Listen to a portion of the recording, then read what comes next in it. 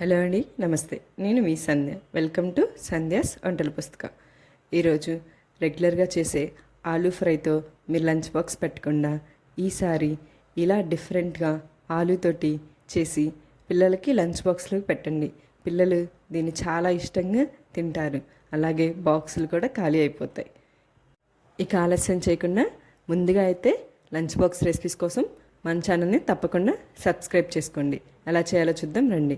ఒక కళాయి తీసుకొని అందులోకి 1 స్పూన్ వరకు మినపగుండ్లు, 1 స్పూన్ పచ్చిపప్పు, ఒక హాఫ్ స్పూన్ వరకు మిరియాలు, 1 టేబుల్ స్పూన్ ధనియాలు, అలాగే జీలకర్ర, వీటన్నిటిని లైట్గా ఫ్రై చేసుకోండి. ఆ తర్వాత 4 ఎండుమిరపకాయలను కూడా ఇందులోకి యాడ్ చేసి ఇవన్నీ కొంచెం కలర్ చేంజ్ అయ్యేంత వరకు బాగా ఫ్రై చేసుకోవాలి.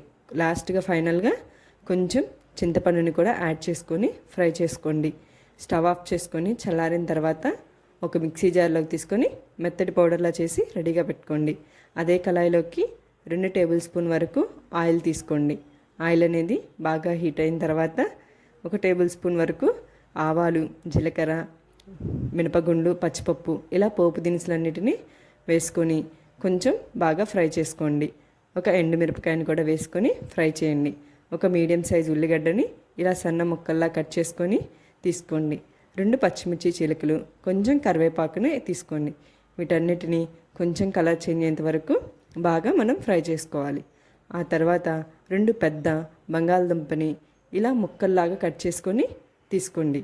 వీటన్నిటిని ఒకసారి బాగా కలిసే విధంగా కలబెట్టుకొని 1 స్పూన్ వరకు ఉప్పుని తీసుకోండి.